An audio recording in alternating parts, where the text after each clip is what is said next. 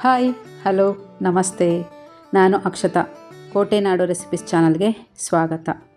ಇನ್ನೂ ಯಾರೆಲ್ಲ ನನ್ನ ಚಾನಲ್ನ ಸಬ್ಸ್ಕ್ರೈಬ್ ಮಾಡ್ಕೊಂಡಿಲ್ಲ, ಪ್ಲೀಸ್ ಸಬ್ಸ್ಕ್ರೈಬ್ ಮಾಡ್ಕೊಳ್ಳಿ, ಲೈಕ್ ಮಾಡಿ, ಆದಷ್ಟು ಶೇರ್ ಮಾಡಿ. ನಿಮ್ಮ ಒಂದು ಸಬ್ಸ್ಕ್ರೈಬ್ ನನಗೆ ತುಂಬ ಪ್ರೋತ್ಸಾಹ ನೀಡುತ್ತೆ. ಇನ್ನೂ ಒಳ್ಳೊಳ್ಳೆ ವಿಡಿಯೋಗಳು ಮಾಡಬೇಕು ಅನಿಸುತ್ತೆ. Please subscribe my channel. ನಾನಿಲ್ಲಿ ಒಂದು 200 ಗ್ರಾಮಷ್ಟು ಪನ್ನೀರನ್ನು ನೀರಲ್ಲಿ ಚೆನ್ನಾಗಿ ವಾಶ್ ಮಾಡಿಕೊಂಡು ನಂತರ ಈ ರೀತಿ ಚೆನ್ನಾಗಿ ತುರ್ಕೊತಾ ಇದ್ದೀನಿ. ಬೇಕಿದ್ದರೆ ಕೈಯಲ್ಲಿ ಕೂಡ ನೀಟಾಗಿ ಪುಡಿ ಮಾಡ್ಕೋಬೋದು. ಇದರಲ್ಲಿ ಮಾಡೋದ್ರಿಂದ ಬೇಗ ಆಗುತ್ತೆ ಅನ್ನೋ ಕಾರಣಕ್ಕೆ ನಾನು ಈ ರೀತಿ ಎಲ್ಲ ಚೆನ್ನಾಗಿ ತುರಿತಾ ಇದ್ದೀನಿ.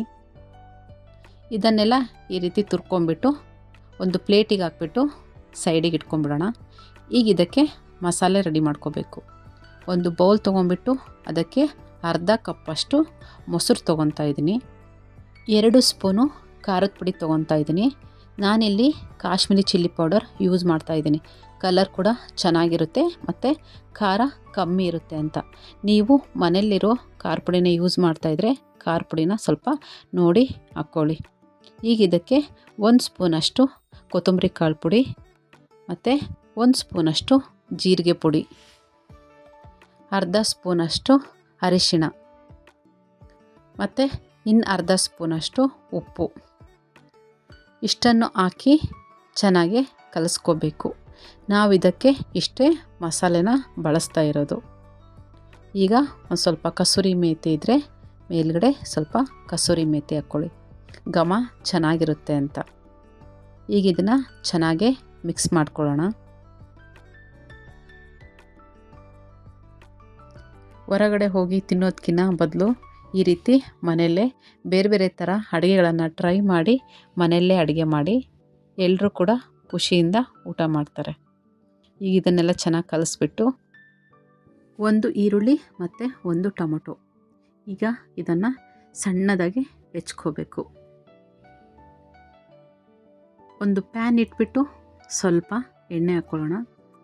ಎಣ್ಣೆ ಚೆನ್ನಾಗಿ ಬಿಸಿಯಾದ ನಂತರ ಅದಕ್ಕೆ ಹೆಚ್ಚಿಟ್ಕೊಂಡಂತಹ 1 ಈರುಳ್ಳಿನ ಹಾಕ್ಬಿಟ್ಟು ಚೆನ್ನಾಗಿ ಫ್ರೈ ಮಾಡ್ಕೋಬೇಕು. ಆ ಸ್ವಲ್ಪ ಕಲರ್ ಚೇಂಜ್ ಆದ ನಂತರ ಒಂದೇ 1 ಸ್ಪೂನಷ್ಟು ಶುಂಠಿ ಬೆಳ್ಳುಳ್ಳಿ ಪೇಸ್ಟ್ನ ಹಾಕಿಬಿಟ್ಟು ಇದರಲ್ಲಿರೋ ನೀರಿನ ಅಂಶ ಎಲ್ಲ ಹೋಗೋವರೆಗೂ ಚೆನ್ನಾಗಿ ಫ್ರೈ ಮಾಡ್ಕೊಳ್ಳಿ. ಇದು ಚೆನ್ನಾಗಿ ಫ್ರೈ ಆದ ನಂತರ ಒಂದು ಟೊಮೊಟೊ ಹೆಚ್ಕೊಂಡಿರ್ತೀವಲ್ಲ ಆ ಟೊಮೊಟೊ ಹಾಕಿಬಿಟ್ಟು ಚೆನ್ನಾಗಿ ಗುರಾಡ್ಕೊಳ್ಳೋಣ. ಟೊಮೊಟೊ ಎಲ್ಲ ಚೆನ್ನಾಗಿ ಮೆತ್ತಗಾಗಬೇಕು. ಬೇಕಿದ್ದರೆ ಮೇಲ್ಗಡೆ ಒಂದು ಪ್ಲೇಟ್ ಮುಚ್ಚಿಬಿಟ್ಟು ಚೆನ್ನಾಗಿ ಬೇಯಿಸ್ಕೊಳ್ಳೋಣ. ಅವಾಗವಾಗ ತೆಗೆದು ನೋಡಿಬಿಟ್ಟು ಸ್ವಲ್ಪ ಗುರಾಡ್ತಾ ಇರೋಣ ಮತ್ತು ಮುಚ್ಚಿಬಿಟ್ಟು ಚೆನ್ನಾಗಿ ಬೇಯಿಸ್ಕೊಳ್ಳೋಣ. ಆದಷ್ಟು ಲೋ ಫ್ಲೇಮಲ್ಲೇ ತರಕಾರಿಗಳನ್ನೆಲ್ಲ ಬೇಯಿಸ್ಕೋಬೇಕು, ಆಗ ಚೆನ್ನಾಗಿ ಬೇಯ್ತವೆ. ಈಗ ಇದು ಚೆನ್ನಾಗಿ ಬೆಂದ ನಂತರ ಆಗಲೇ ಮಾಡಿಟ್ಕೊಂಡಂತಹ ಮೊಸರಿಗೆ ಮಸಾಲೆನೆಲ್ಲ ಸೇರಿಸ್ಕೊಂಡಿರ್ತೀವಲ್ಲ ಅದನ್ನೆಲ್ಲ ಇದಕ್ಕೆ ಹಾಕ್ಬಿಟ್ಟು ಚೆನ್ನಾಗಿ ಮಿಕ್ಸ್ ಮಾಡ್ಕೋಬೇಕು. ಇದು ಚೆನ್ನಾಗಿ ಕುದಿ ಹಿಡಿದ ನಂತರ ನಿಧಾನಕ್ಕೆ ಎಣ್ಣೆ ಬಿಡ್ತಾ ಹೋಗುತ್ತೆ, ಆಗ ಚೆನ್ನಾಗಿ ಕುಕ್ ಆಗ್ತಾ ಇದೆ ಅಂತ. ಈಗಿದು ಚೆನ್ನಾಗಿ ಕುದ್ದಾದಮೇಲೆ ಇದಕ್ಕೆ ಆಗಲೇ ತುರಿದು ಇಟ್ಕೊಂಡಂತಹ ಪನ್ನೀರ್ ಇರುತ್ತಲ್ಲ ಅದನ್ನೆಲ್ಲ ಇದಕ್ಕೆ ಚೆನ್ನಾಗಿ ಮಿಕ್ಸ್ ಮಾಡ್ಕೊಳ್ಳೋಣ. ನೋಡಿ, ನೋಡೋಕೆ ಎಷ್ಟು ಚೆನ್ನಾಗಿ ಕಾಣ್ತಾ ಇದೆ, ಹಾಗೆ ಟೇಸ್ಟ್ ಕೂಡ ತುಂಬಾ ಚೆನ್ನಾಗಿರುತ್ತೆ. ಒಂದು ಸರಿ ಮನೇಲಿ ನೀವು ಕೂಡ ಟ್ರೈ ಮಾಡಿ. ಟೇಸ್ಟ್ ಹೇಗಿತ್ತು ಅಂತ ನನಗೆ ಕಮೆಂಟ್ ಮಾಡಿ. ನೋಡಿ, ಪನ್ನೀರನ್ನೆಲ್ಲ ಹಾಕ್ಬಿಟ್ಟು ಈಗ ಚೆನ್ನಾಗಿ ಮಿಕ್ಸ್ ಮಾಡ್ಕೊಳ್ಳೋಣ. ಇದು ಮಿಕ್ಸ್ ಆಗ್ತಾ ಆಗ್ತಾ ಗಟ್ಟಿ ಆಗ್ತಾ ಹೋಗುತ್ತೆ.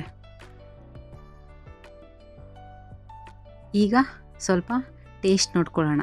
ಇದಕ್ಕೇನಾದರೂ ಸ್ವಲ್ಪ ಉಪ್ಪು ಅಥವಾ ಖಾರ ಏನಾದರೂ ಬೇಕಿತ್ತು ಅಂದರೆ ನೋಡಿ ಮತ್ತೆ ಸ್ವಲ್ಪ ಹಾಕ್ಕೊಳ್ಳಿ. ನೋಡಿ ಎಷ್ಟು ಚೆನ್ನಾಗಿ ಕಾಣಿಸ್ತಾ ಇದೆ, ತುಂಬಾ ಚೆನ್ನಾಗಿರುತ್ತೆ. ಮಕ್ಕಳು ಕೂಡ ಇಷ್ಟಪಟ್ಟು ತಿಂತಾರೆ. ಒಂದು ಸರಿ ಟ್ರೈ ಮಾಡಿ, ಓಕೆನಾ? ಆದಷ್ಟು ನನ್ನ ಚಾನಲ್ನ ಸಬ್ಸ್ಕ್ರೈಬ್ ಮಾಡಿಕೊಂಡು ವಿಡಿಯೋ ನೋಡಿ. ಈಗ ಇದು ಚೆನ್ನಾಗಿ ಬೆಂದಿದೆ. ಈಗ ಇದಕ್ಕೆ ಸ್ವಲ್ಪ ಕೊತ್ತಂಬರಿ ಸೊಪ್ಪನ್ನ ಹೆಚ್ಚಿಟ್ಕೊಂಡು ಮೇಲುಗಡೆ ಸ್ವಲ್ಪ ಕೊತ್ತಂಬರಿ ಸೊಪ್ಪೆಲ್ಲ ಹಾಕ್ಕೊಳ್ಳಿ. ಹಾಗೆ 1 ಸ್ಪೂನಷ್ಟು ಬೆಣ್ಣೆ ಏನಾದರೂ ಇತ್ತು ಅಂದರೆ ಬೆಣ್ಣೆ ಹಾಕ್ಬಿಟ್ಟು ಸ್ಟವ್ ಆಫ್ ಮಾಡಿ ಮೇಲುಗಡೆ ಮುಚ್ಚಳ ಮುಚ್ಚಿ ಬಿಟ್ಬಿಡಿ. ಬೆಣ್ಣೆ ಆ ಬಿಸಿಗೆ ಕರಗ್ಕೋಬೇಕು. ಆಗ ಟೇಸ್ಟ್ ಕೂಡ ತುಂಬಾ ಚೆನ್ನಾಗಿರುತ್ತೆ. ಚಪಾತಿನೋ ಅಥವಾ ಪರೋಟನೋ ಏನಾದರೂ ಮನೆಯಲ್ಲಿ ಮಾಡಿಕೊಂಡು ಅದ್ರ ಜೊತೆ ತಿಂತಾಯಿದ್ರೆ ವಾವ್, ಸೂಪರಾಗಿರುತ್ತೆ. ಒಂದು ಸರಿ ನೀವು ಕೂಡ ಟ್ರೈ ಮಾಡಿ ಹೇಗೆ ಬಂತು ಅಂತ ಹೇಳಿ.